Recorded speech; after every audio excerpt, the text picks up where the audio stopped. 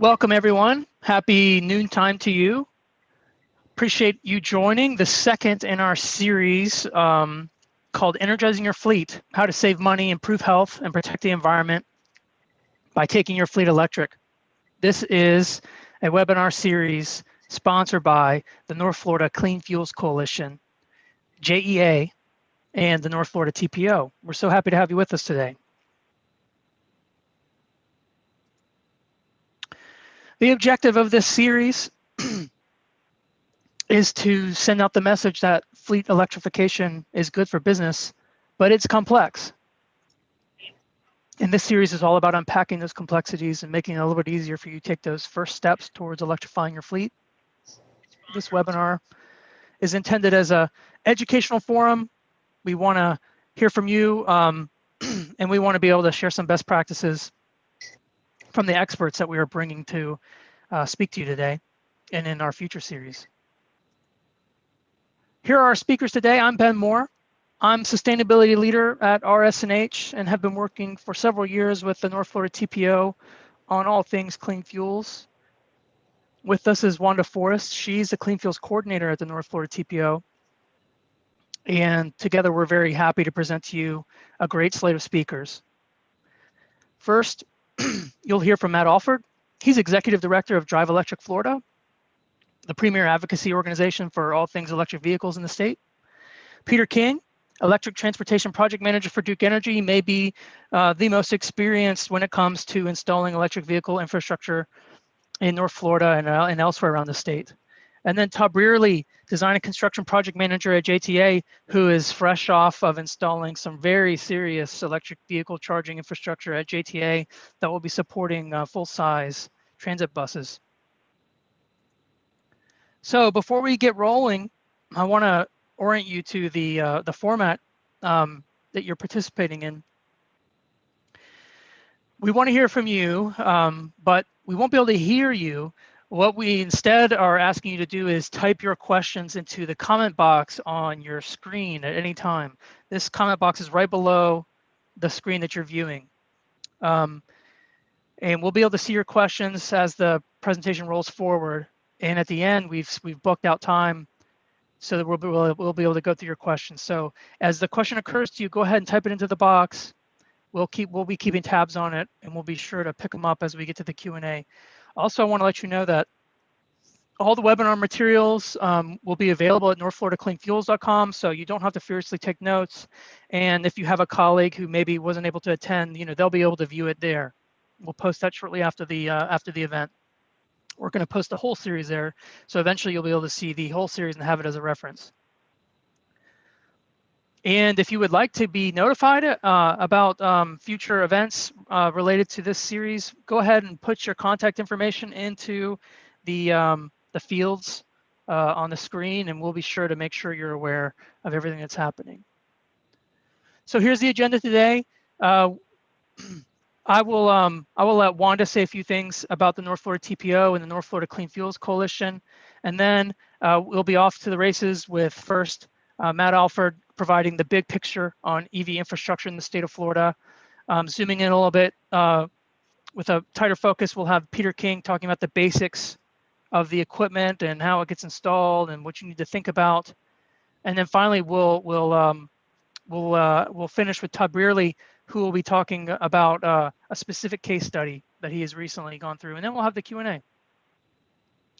So first, let me allow Wanda Forrest to say a few things about the North Florida Clean Fuels Coalition. Wanda, make sure you unmute yourself. Good morning. As Ben introduced me, I'm Wanda Forrest. I'm the coordinator for the North Florida Clean Fuels Coalition.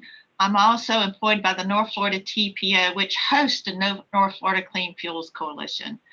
The North Florida Clean Fuels Coalition got designated by the Department of Energy in 2016 as a Clean Fuels Coalition. We are one of almost 100 across the country, and we are working toward promoting alternative fuel vehicles, and advanced technologies. Also in 2016, Federal Highway designated quarters through the North Florida TPO as alternative fuel quarters. I believe it was on like I-95 and I-10. Prior to all this, we started into the alternative fuel sector with developing a master plan. And we also invested $6.5 million in infrastructure and vehicle projects, which included 40 level 2 charging stations. We also, in 2017-18, developed for Clay County, we looked at alternative fuel feasibility assessments. Under the Department of Energy's Clean Cities program, we did a gap analysis in 2019, and under the DOE program, we're also doing this in 2020, the fleet electrification webinars. And as Ben said, this is the second one of a series of 2, and there's going to be one other one in November. And with that, Ben, I'm turning it back over to you. Thank you. Thanks, Wanda. So, as you can tell from all the things that Wanda went through, the North Florida Clean Fuels Coalition is really the clearinghouse in North Florida for all things clean fuels, and that includes electric vehicles. If you would like to stay up to date on all that's going on in the region regarding electric vehicles, I encourage you to connect with the North Florida TPO and their North Florida Clean Fuels Coalition. We welcome you into the fold. I also wanted to say that JEA is a major player in bringing this webinar series to you and are very big supporters of electrification of all kinds of equipment, including electric vehicles. And they will be featured in our next webinar series on November 10th. So be sure to tune in then, and more details will be coming towards you in the days to come. With that, I would like to turn it over to our first speaker, Matt Alford with Drive Electric Florida. Matt, over to you. Thank you, Ben, and good morning, everyone. Very excited to be, well, I guess it's afternoon now for most of us. Really excited to be here and be a part of this. There's a lot of really interesting questions out there surrounding fleet electrification. And as Ben said, right, we're here to kind of unpack some of those complexities. There's a ton of enthusiasm about this at a lot of different levels for a lot of different market segments, whether that's business or government. And so really, we're just trying to work to put all of that together into a kind of a comprehensive and coherent whole. So just a big thank you to a couple of our members that have helped put this together. JEA is a member, as is North Florida Clean Fuels. So just have tremendously benefited from their wisdom and expertise. My background is in state government, and so thinking about how to leverage some of that expertise to really put in place a statewide ecosystem that's conducive to electrification for fleets, for personal vehicles, and also takes into account the needs of Floridians that are interested in pursuing some of these projects. So a really interesting time to be involved with this, particularly taking over a nonprofit in this environment. It's been an interesting experience, but I've really been blessed to work with and learn from a great set of members. Having said all of that, we are a mission-driven organization, and we work with our members to advance the energy, economic, and environmental security of the state of Florida by promoting the growth of electric vehicle ownership and accompanying infrastructure. And the way that we do that is we support and accelerate the adoption of plug-in electric vehicles in Florida by engaging and educating the public. That's you all, businesses, probably you all too. Not sure if we have any policymakers on the call, but in many other forums we do, including regulators. We try to facilitate collaboration, and we support EV-friendly policies and programs.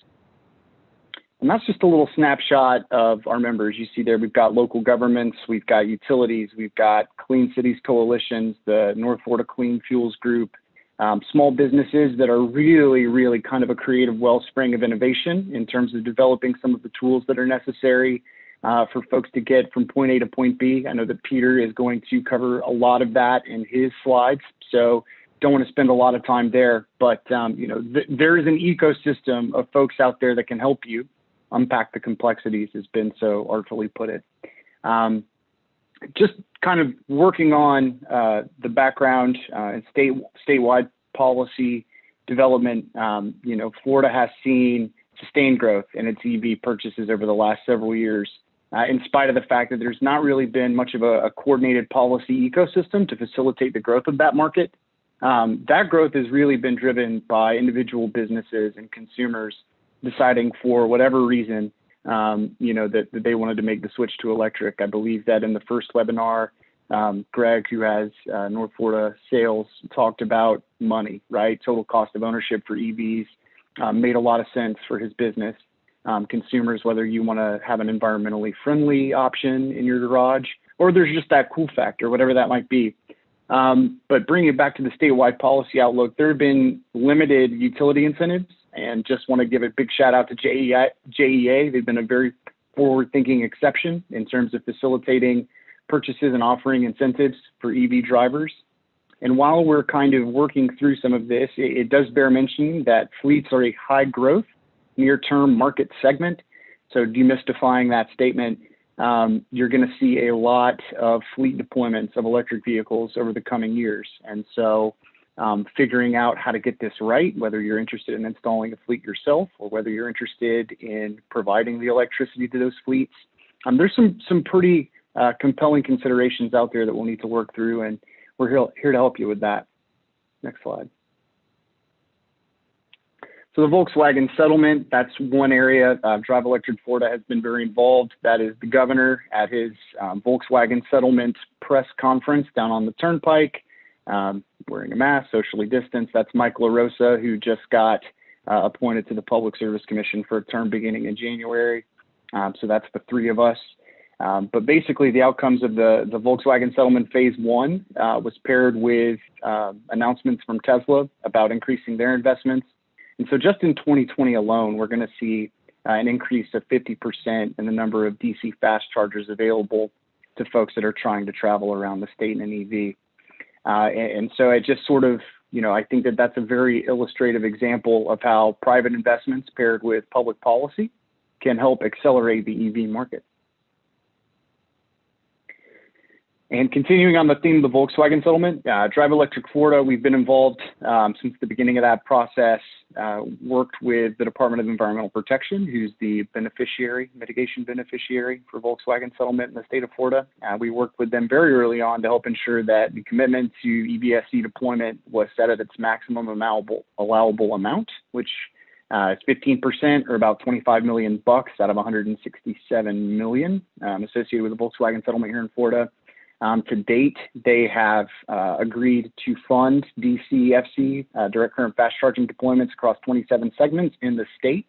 Drive Electric Florida's members won an overwhelming percentage of those segments in the first round of awards. So really just a testament to the hard work and the focus that our members have put into this. Phase 2, for those of you that are looking at this from a Northeast Florida regional perspective, Phase 2 is going to focus on I-10 and then a few other segments of the state highway system relevant to our discussions today. And I would anticipate that they'll have that Phase 2 request for proposal out before the end of the year. And now the kind of the big thing that has really absorbed a lot of the time and attention of Drive Electric Florida and its members, we were successful this legislative session in passing SB 7018. And so that sort of, really spells out, what kind of efforts we'd like to see from our state leaders. It was the first bill that the governor signed after the pandemic started. So as a statement of intent for how seriously they take this on the ground floor of the Capitol, we were first in line once he started signing bills. And really, it's the first comprehensive interagency effort to explore the implications of electrification of the transportation sector here in Florida. And so far, those conversations have involved the Florida Department of Transportation, the Office of Energy, the Public Service Commission, so that regulated utilities have kind of a clear pathway to innovate in a regulatory paradigm. And then the Department of Emergency Management, right?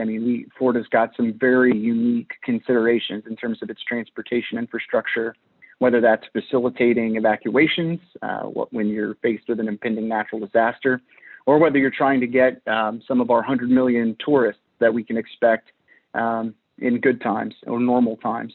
So I'm working with all of them to put together sort of a statewide roadmap that identifies gaps in our current infrastructure deployments, makes projections about what's going to be necessary as we see EV market penetration accelerate. And really, it's focused on expanding the use of electric vehicles, including charging stations deployment, and then strategies to develop partnerships between businesses, utilities, government, and the public to develop the market. And I would imagine that most folks listening to this fall into one of those categories.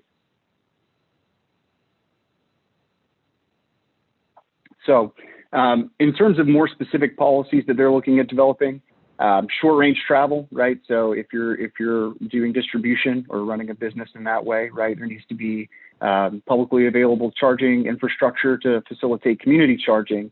If you want to do your first last mile logistics stuff, Jacksonville to Orlando, let's just say, right, you're going to be able to you're going to need to support long-range travel, and of course, supporting hurricane and disaster evacuation, a very important consideration for Florida.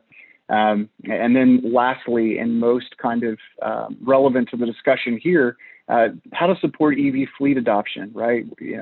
Looking at state agency fleets, municipal fleets, right? There are 25,000 state-owned vehicles. That is state-owned vehicles in the state fleet. That's a significant investment by the state of Florida, but it's also an opportunity to reduce costs associated with maintenance, fuel purchases, and operations. So total cost of ownership, I think, is a big deal for electric vehicles and something you all might consider top of mind. Also relevant to JTA being involved today, they're looking at doing things with transit and school buses, as well as private fleets, right? Rental companies, freight, distribution, and logistics. So Drive Electric Florida and our members, we're going to have an essential role in implementing those policies with the participation of folks just like you, right? So it's one thing to have one more planning exercise at the state level out of many, but it is going to be a completely different thing to work with all of the stakeholders in the state of Florida to kind of make that real. And that's incredibly exciting for us to be involved with. Next slide. And so this is, again, I think this comes directly from FDOT's slide deck that they're working with in terms of their external stakeholders, right? They're looking at mandates, what they need to do across a spectrum in order to sort of make this real. And these recommendations will impact you all that are listening and watching substantively, right? If you think about North Florida TPO, right? They're a long-range transportation planning guidance and organization, right? So they'll have a role to play. Fleets, obviously, utility incentives, these are all relevant to sort of the discussion that we're having today and the direction that we think policy development will do the most good. And so there are, as always, challenges and opportunities involved with that effort, right? We've got a wide variety of stakeholders that we need to convene to address a wide variety of considerations. So the sooner that we do that, the better. That's why I think that this is such a worthwhile use of everyone's time. And thank you for participating, and thank you for putting this together, Ben. But just looking kind of at the circular nature of what will happen at the state policy level, right? Incentive development, regional planning efforts, and local purchases, fleets, all of that stuff, right? So it's going to involve support and planning organizations. It's going to involve your utility so that they can deliver electricity to your fleet. And then, right, you need to put that within the context of what your needs are, right? Why are you trying to electrify your fleet? And then, of course, everybody's favorite part, you're going to need to go to your local government and get your permits pulled. If you don't kind of work with all of these stakeholders in the short run, right, as you start to think about this, it can get a lot more costly and time intensive than you had anticipated it. And then lastly, just kind of to close out and give everybody else ample time for their Q&A and presentations, just a very high level overview of what Drive Electric Florida does, right? So we're working on policy development. We try to provide our members with access to best practices and technical expertise. I mean, clearly, we're here today. We're talking about guidance for fleet electrification and working with other stakeholders, such as the utilities and the infrastructure companies. We want you to be able to select the best rate to save the most money. Let's make that total cost of ownership as beneficial as we can for you. Then we also do advocacy and education, such as this. And we want to foster expertise local to and familiar with Florida's unique challenges. So that is, in a nutshell, who Drive Electric Florida is. I encourage y'all to kind of get involved with us, give it a shot, find out what we're about, tell us what your needs are, let us help you work through that process. There's a lot of enthusiasm and interest in this. A lot of folks don't know where to start, though, and that's okay. It's all right not to know how to get from point A to point B in a completely new industry that's got sort of a lot of very nascent market forces involved with it. So let us help you with that. I would encourage each of you to kind of come check us out, see what we're about, and then let's find a way to work together to kind of fulfill our mission and our vision. So.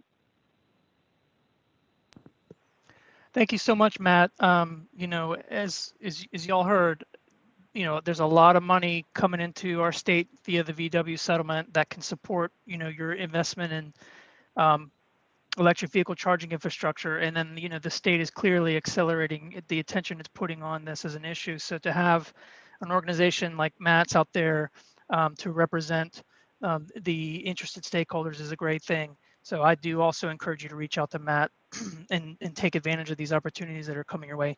So that was kind of a big picture overview, you know, setting the scene. There's a lot of activity going on. You may now be wondering, what do I do? How exactly do I start to get my hands on the electric vehicle infrastructure? So we have Peter King here to delve into that for us. Peter. Ben, thank you. And thanks for being here. Great to always participate in events with my good friends and longtime friends from the North Florida TPO.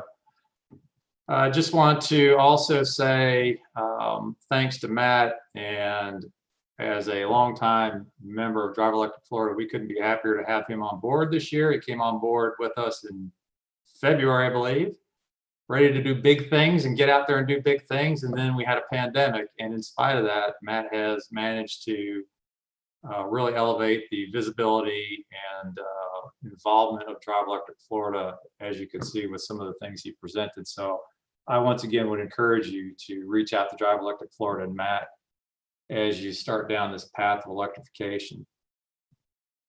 So with that, I'm going to go into an overview of electric vehicle infrastructure. This is the proverbial 10,000 foot overview. I'm not going to go into any details. We don't have enough time to go into that today, but there are plenty of resources out there for you to begin to delve into the details. And I believe Ben's going to do a third in the series, Ben, where you will probably go into a little bit more of infrastructure detail. And you'll get to hear a really cool case study from Todd following my presentation. I'm really looking forward to hearing that one as well.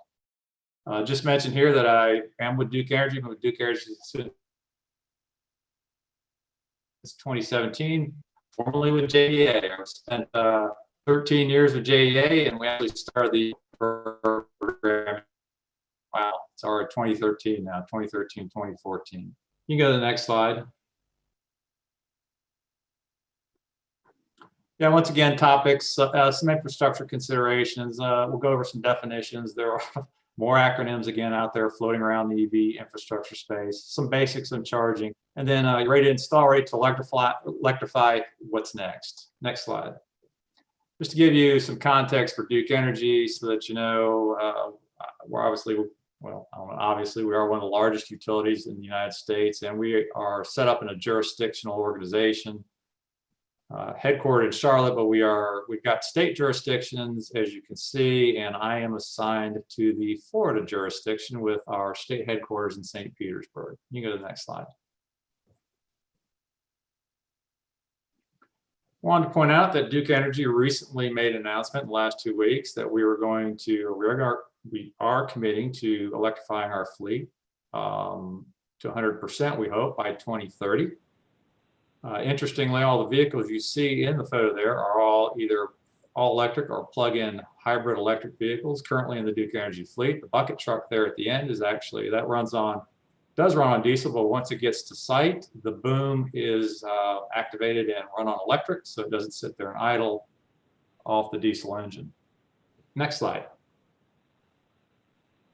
Wanted to also quickly point out some of the effort and work that Duke Energy is doing in Florida, and I'm happy to announce we are not the, now all 3 investor-owned utilities have programs or proposed programs to install more infrastructure across the state, and along with the Volkswagen settlement, things are moving quickly with infrastructure, and they need to, with the cars and what's coming at us. The Duke Energy Park and Plug pilot, that began in 2017. It's a mandate from the Public Service Commission to install 530 charge points across 4 segments, and we're about there. We're well over 500, so we're trying to close this project out. A couple of highlights from the project: it does involve a mix of level 2 and DC fast.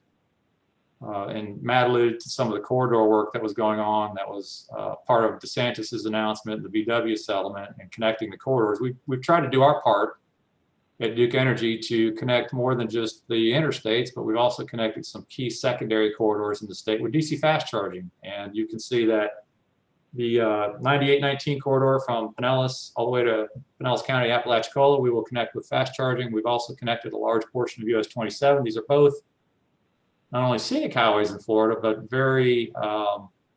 they're key evacuation secondary corridors. So a good story, and I think that story will continue with the next round of VW as far as serving those remaining corridors. You can go to the next slide.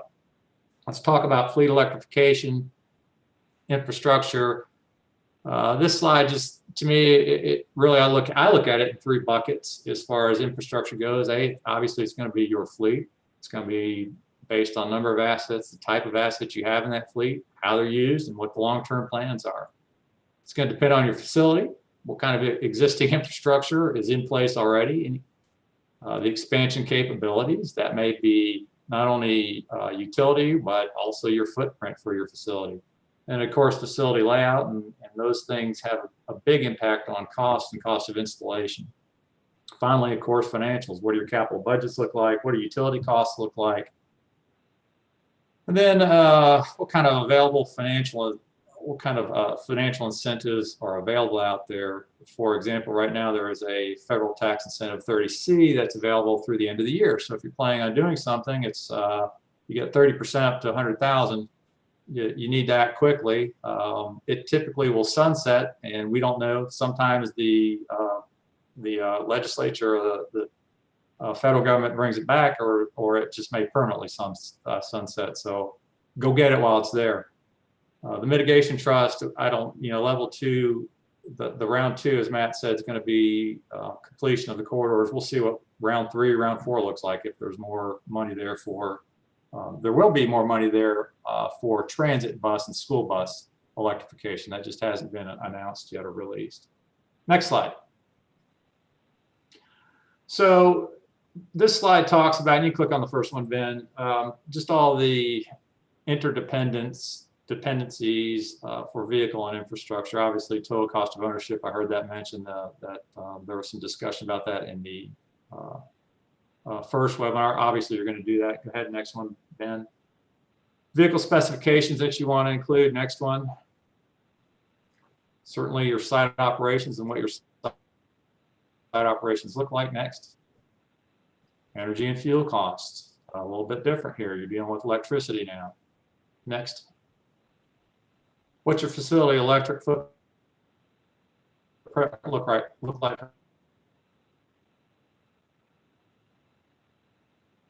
Look right now, what's it capable of handling? What kind of upgrades are needed? Utility electric, what's possible from the utility as far as their feeds and their service capabilities to your facility. Next. What does the energy fuel supply look like? Next. And one that's important, the last one here, is future optionality. So something to think about. And I'll touch on the concept of make ready, but this is where you can do some things to really set yourself up for more efficient costs or lower costs down the road as your fleet and if you continue to expand electrification of your fleet. Next slide. Some key terms that you'll hear out there. Go to the next slide. The first thing I wanted to go over is EVSE. That gets thrown a lot. It's electric vehicle service equipment, and there is, so now that you're moving to electric, a little different than looking at it gasoline and the way we measure how this works. So this table just simply lays out the 4 levels of charging that are available. And then I tried to, in the last column, and to give you an idea of what that looks like out there, so that you could get an idea of practically what this energy draw looks like. There's level 1 charging, which is just simply on your 120 single phase, 120 volt. That typically is anywhere from 1 to 1.4 kW in charging, and that's equivalent to a hairdryer. The next and fairly popular type of charging level out there is level 2. That's going to be 240, still single phase, and it's going to be anywhere from 3 to 19 kW. And you can see that that's that's now going to be similar to a dryer or a water heater. So once again, too, just to point out that connection of these types of level 1, 2, 3 chargers, also the speeds of charging will depend on the amp breakers that you attach to. So on level 2s, I've seen 30 amp breakers deliver 22 miles an hour. I've seen Tesla over 40 amp breakers, 50 amp breakers deliver 35, 40 miles an hour on a level 2. DC fast chargers start at 50 kW. We're seeing DC fast chargers already in the market at 350 kW plus. Although there's only one car I know of that can charge right now at 350 kW, but they're on the way. These are 3-phase power, so require a little bit more potentially utility upgrades that might be needed. And you can see that that's similar to a small office footprint. The last one is extreme high power, yet to be seen out there in the marketplace, but you can see the kind of power, and now you can get some sense of why it's so important. Some of the points I'll talk about in a minute about getting your utility involved and doing some of the planning are so important. The final thing I put there on the bottom is you got 2 types of charger. It's important to note, and that's important to note because the costs are different and your needs may be different, and you may want to use one of those depending on your needs. The network chargers provide data and point of sale. And so they will bring all that rich data back to you. All of our chargers in our program are network. It's very important that we provide that data not only to us, but to the Public Service Commission. But the chargers are more expensive. The network chargers certainly are. Then you've got to deal with a network provider as well. Versus non-networked data, we call those dumb terminals, but once again, no data on those. So I've seen some folks try to separately meter those. That may be one way, but you're going through the cost of separately metering. But once again, we had some non-networked chargers at JEA for our employee parking, and it worked out very well. Next slide. Slide quickly mention this term, inductive charging. It's basically wireless charging. I've seen it mostly in the transit bus market. It's just a plate, could be a plate that's mounted in parking spot or the road. For transit buses, what they look at using inductive charging for is on-route charging. So a lot of the depots that the buses leave from could be several miles from the actual route. Inductive charging may give you the chance to put that asset out there and use it longer on that route. Next slide. So a couple things to get to know and lean on your utility. KW versus KWH. So KW is important. That's the rate at which a device charges. And so it's important to know from your facility what your KW capacity is, because that will dictate, depending on what you want to bring in, what kind of upgrades are going to be necessary. KWH, that's the energy, the actual energy used. So that's going to be the actual amount. So two very key terms there. They're concepts which, if you're used to gasoline fuel, a couple of concepts you need to familiarize yourself with. State of charge, you'll see that SSC. I put that up there. It's a consideration you want to take into when you plan, do your managed charging, because vehicles come in at different states of charge, and charging speeds, charging times all will vary based on SOC, state of charge. You'll see charging connectors. There are a number of charging connectors out there. CHAdeMO is the Asian, CCS is the European. Those are DC fast chargers. I didn't mention the level 2 charging standard, the J1772. Tesla has its own. In the transit bus market, BYD has their own. So some things to think about when you start to plan your infrastructure for fleet electrification. On the network charger side, just something to be aware of, you'll see OCPP thrown around. That is a protocol, a communications protocol that allows for, if a network truly is OCPP, they will allow for plug and play of different types of units that also comply with OCPP. So that's kind of important from a stranded asset perspective. And the final thing you'll start hearing more of, very important to both utility, to you as fleet operators, and to your controlling your costs, is managed charging. And that's to manage the charging of those assets so that you do it in the most efficient, cost-efficient way based on the rates that you've got and what your needs are to get those fleet assets back out there producing for your organization. Next slide. So let's talk about planning, an overview of planning EV infrastructure needs. Next slide. So consideration, infrastructure types of consideration, we touched a little bit. Obviously the charging equipment, you'll have to consider the type and speeds of that based on your assets. Next. What's your facility electrical infrastructure look like right now? What are the capacities? What are you set up to do? What will you have to do to get the power to your location on your site where you want to do the actual charging? Next. What's the utility service infrastructure look like out there? This can get complicated depending on what kind of service you've got coming from the utility, but they're there to help you get through it, and they will do that. Next, any distributed energy resources that might play into this. Battery storage, solar storage also need to be considered as part of the whole piece of this, putting together the what you need for your fleet. Next. Where the vehicles will charge, talked about that. Where on your facility you're going to do that. what you need for scalability, and earlier I talked about this future optionality. So that's real important to think about what your future needs will be, and if you can, the better you can do that, the lower your costs will be in the future. And so what you can see in the photograph there is a make ready site that we did for a large employer down in Clearwater, Florida. They've set themselves up for expandability into 6 additional units, ports down the road, and so there will be no need. The infrastructure is in place. They won't need to trench. You simply could see the opening for the conduits already running here. The wire is run. It's just been capped off.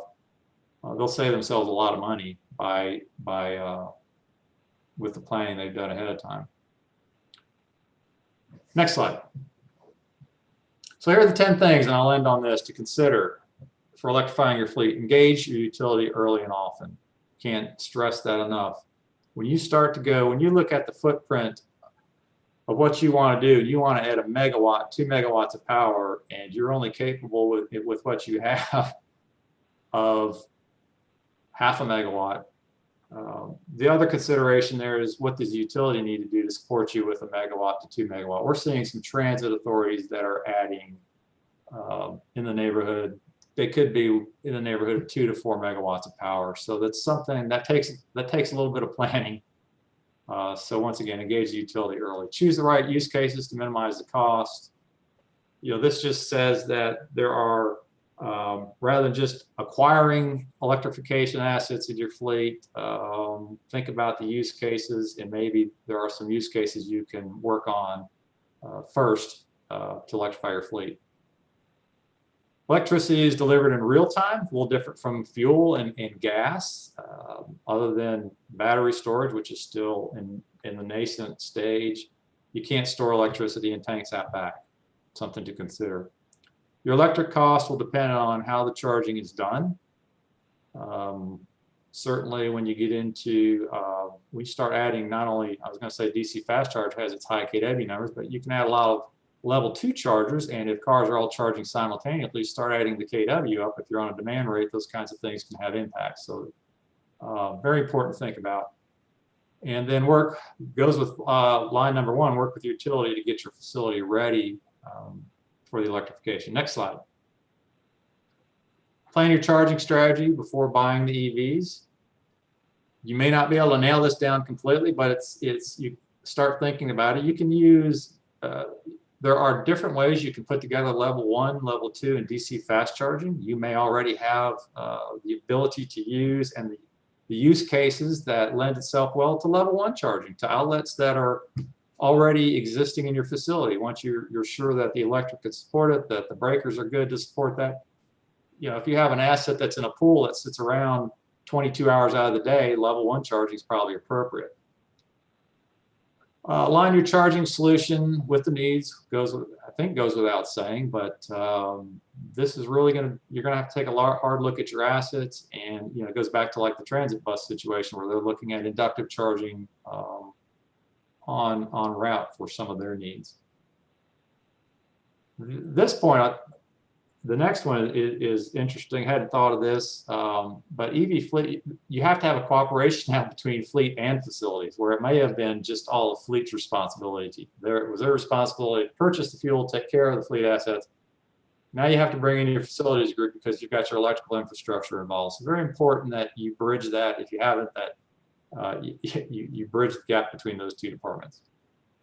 Electricity as a fuel means you have to think about fuel availability in new ways versus obviously the purchase of natural gas and gasoline.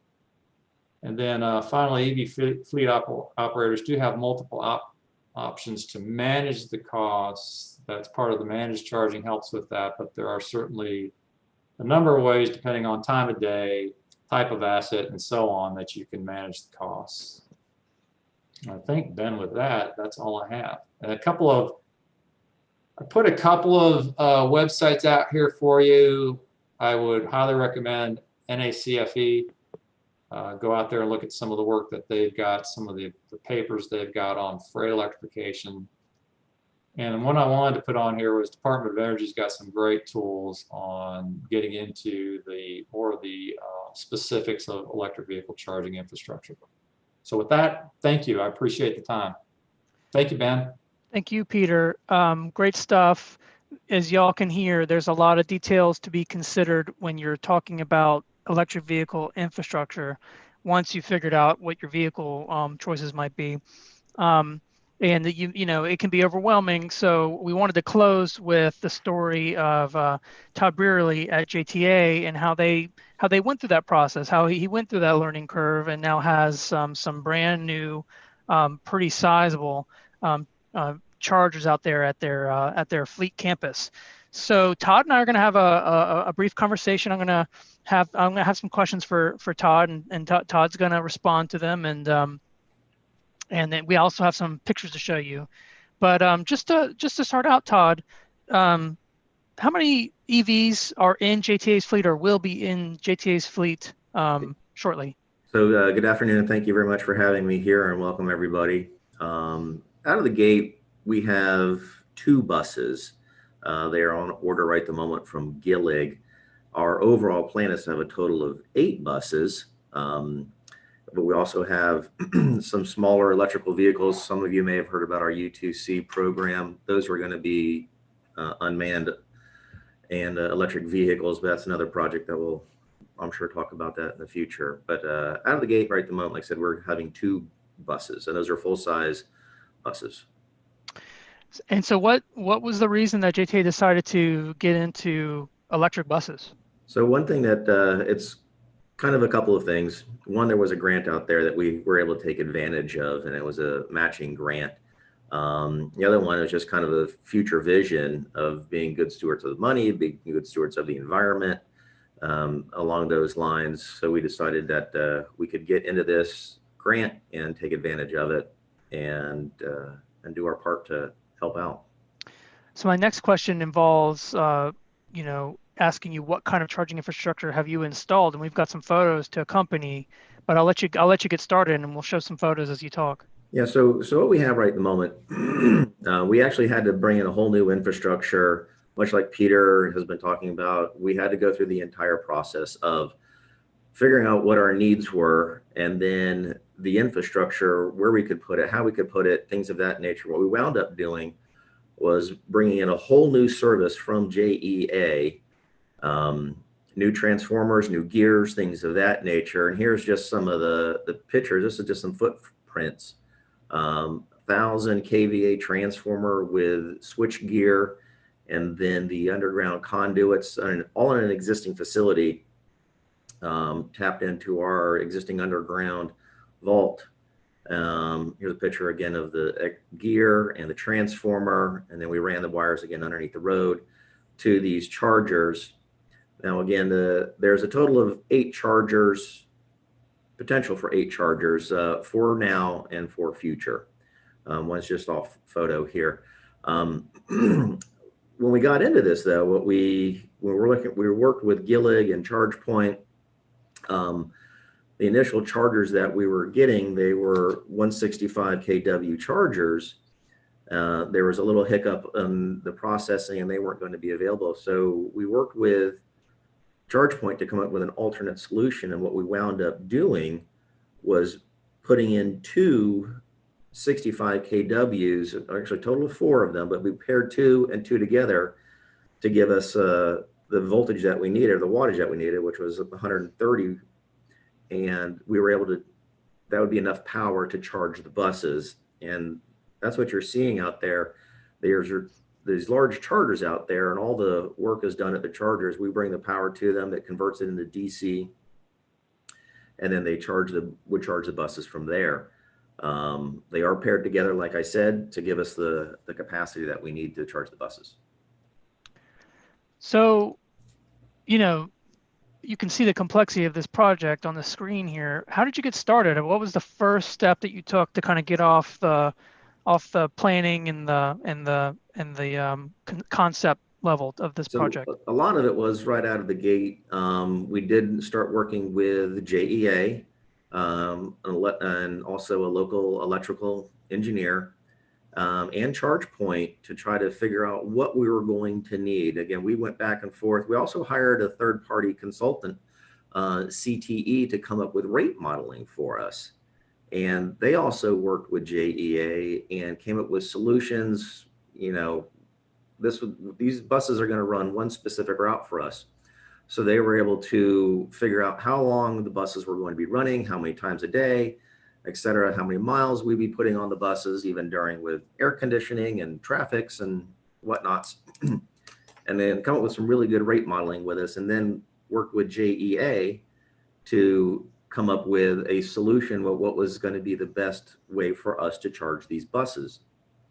And you heard Peter talk about this. We get into demand charges versus flat rate usage charge. And the difference for us in this, where if we charge both buses in at the same time, they both came back to our yard, plug both buses in, start charging, while again, our fuel costs would be the same, the demand cost would be far more. And when I say far more, it was almost double. So it became very apparent to us right then and there that if we staggered the charging times with these guys, plug one in, let it charge for an hour and a half, whatever it was, go plug the other one in, then all of a sudden we were able to cut our cost by, like I said, almost half. But we're still using the same amount of energy though. It's just when we're using it.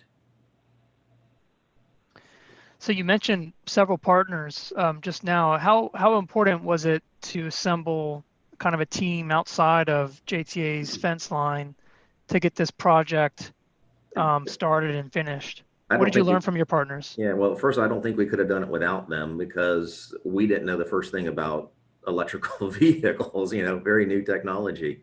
Again, to Peter's point, get the team together and start working with these guys right out of the gate as soon as possible. They can make a big difference, especially if you're talking when you're charging a lot of vehicles. That's what I pretty much learned out of this guy. And again, we only put in a couple of chargers to begin with because the technology is going to change. This is in its infancy stage, as we all know. So that's what we were thinking. And that's what we did. So looks like, you know, it's been a success here. The photo shows the chargers installed, and I think your buses are either there or almost about to be there, right? Yes, they're scheduled to be here. We're scheduled to be here, but due to some pandemics and some fires out in California, actually, I just learned last weekend, some of the charging, the software components, the manufacturer was damaged during some fires out there in California. So they're a little bit delayed.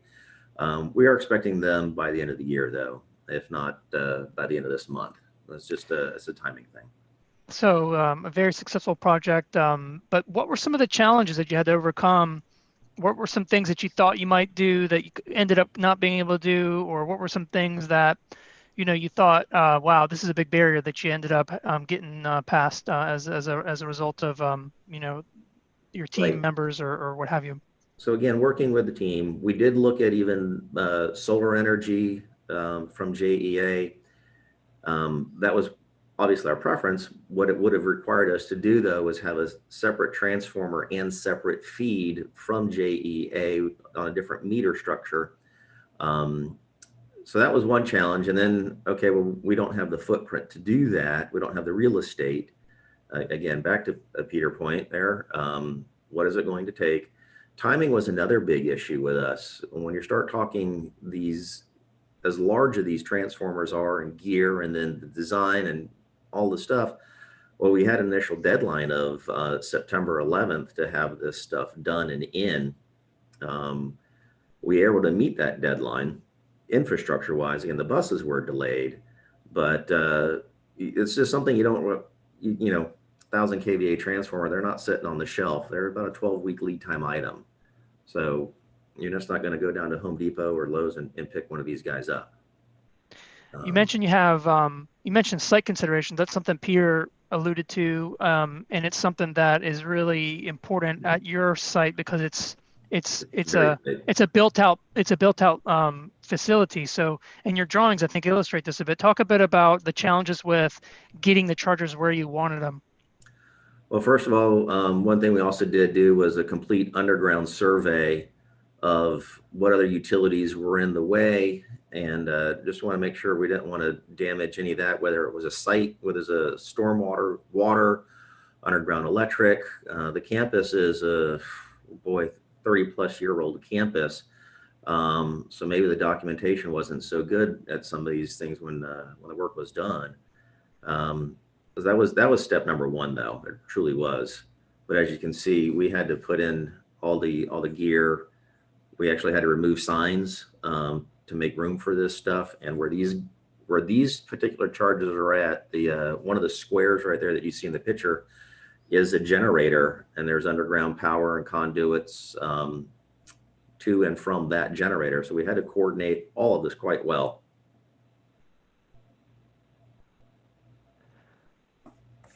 So were there any surprises?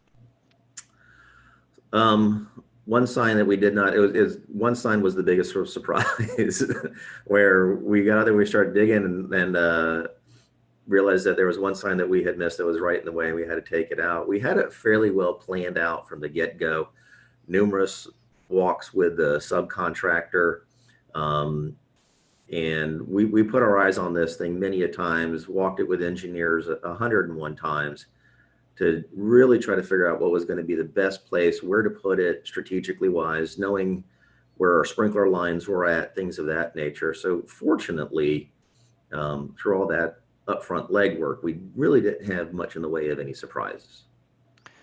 What's JTA's thinking about the resilience of this infrastructure? I mean, your buses are dependent upon by those who ride them, and now you're using a different fuel that has kind of a different profile in terms of interruptibility and reliability, perhaps.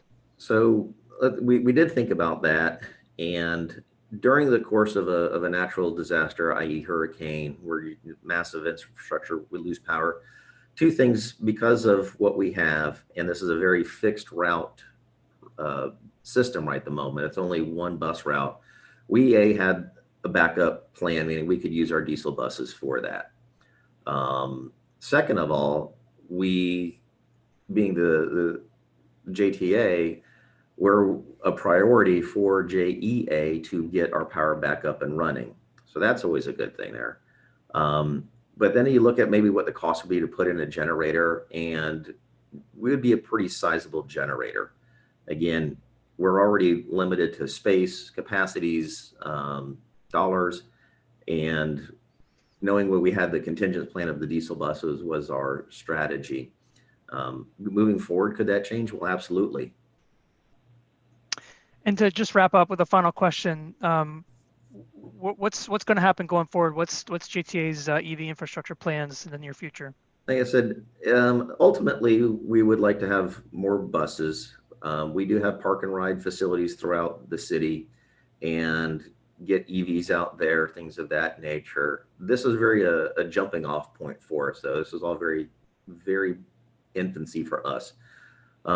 We now know what it takes, though, and we could implement this just about anywhere.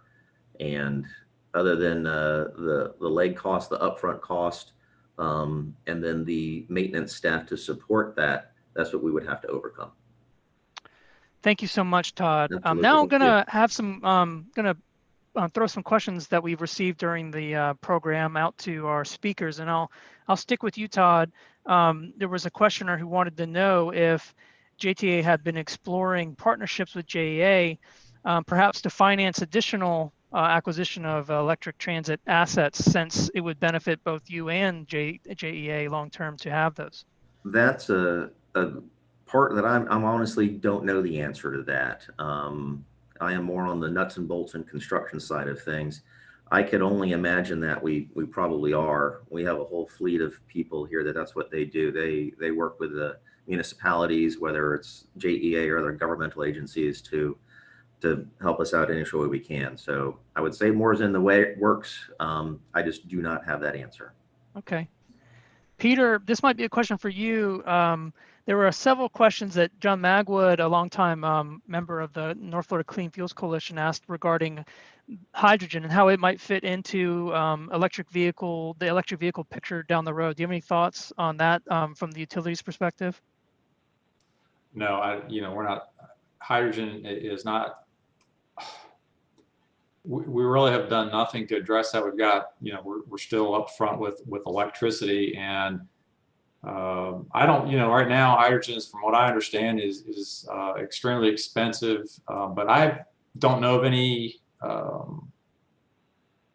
anyone that's reached out to us to work on any sort of hydrogen installations or hydrogen powered fleet. All right, sticking with you, Peter, and Matt, feel free to jump in on this one. But you start thinking about all these electric vehicles using pretty sizable infrastructure around the state. What's the utility's outlook on deploying or making more widely available demand response programs to kind of allow these fleets to be a little bit more strategic in how they are using electricity? So the demand response, so when I think of demand response from my perspective, that's the utility being able to control, on the customer side of the meter to do things like turn down the load during peak times. Now there may be there are some pilots that are getting ready to roll out for residential use, for example, where the utility might work on an experiment with use cases of dialing back residential chargers. I think in the commercial fleet electrification space, the managed charging piece is really where we probably need to focus. And I can speak for some of the installations we've done in St. Petersburg, where there's some pretty robust software, and Todd may have that as well, with what they're using to help arrive at how you're using the assets, and then the best way to charge them. And then you'll comply with your utility rate structures to take best advantage of the best rates that are out there by doing that. Yeah, just to piggyback off of that, Peter, managed charging, I think, is really where a lot of focus is and a lot of attention is right now. There's different types of managed charging, whether that's passive or active. I know that several of our members are sort of exploring and evaluating technologies right now that would, do some active managed charging. There's also some fairly innovative vehicle to grid stuff going on, but all of that is just to say that managed charging, when paired with time of use rates, I think that's really the first step for utilities to develop some core competencies around. And then, once other dispatchable forms of, bidirectional charging infrastructure come online, it'll be a completely different conversation. But those innovations are happening every day, all over the place. So it won't be long.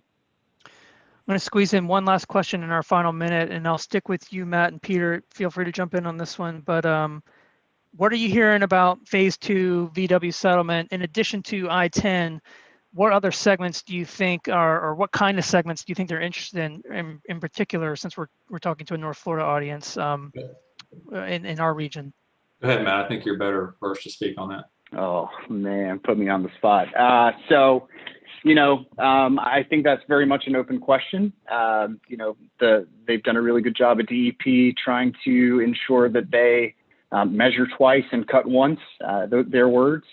So making sure that they're able to right size a phase 2. Phase 1 was for about $8.5 million. I think that they are trying to tailor their phase 2 similarly to that.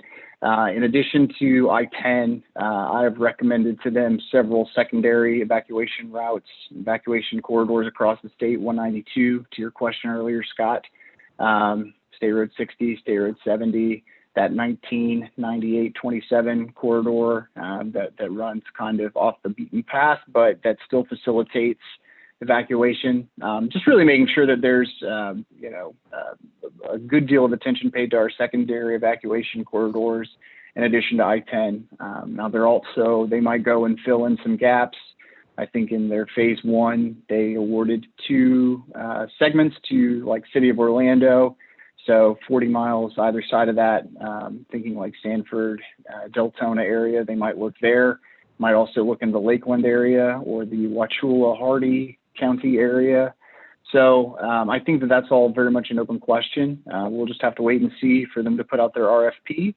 But once they've kind of gone through phase 1 and phase 2, that'll be about 17 million bucks. That leaves you about another $8 million for a rebate program, which at this time is the direction I'm given to understand they're leaning. Once they get done with phase 2 for DCFC, they'll pivot to kind of a rebate for level 2. So, you know, all of it's exciting, and different market segments utilize that infrastructure in different ways, and tip of the cap to them for really trying to put together a holistic and comprehensive approach to this.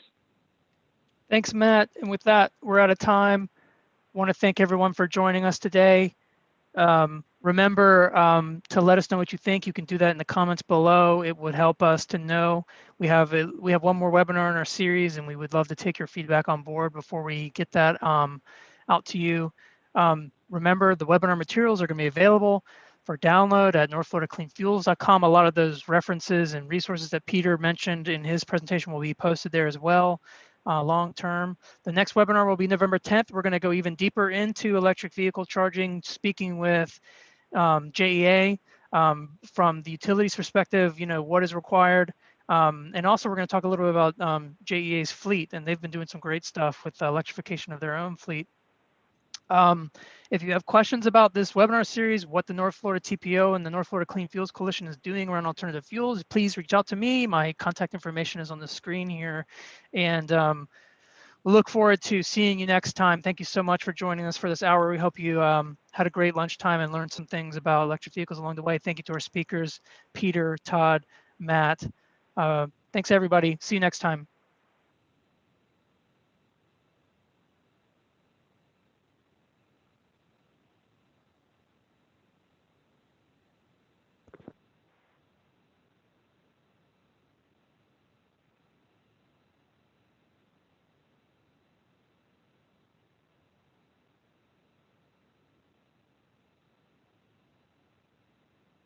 Just us.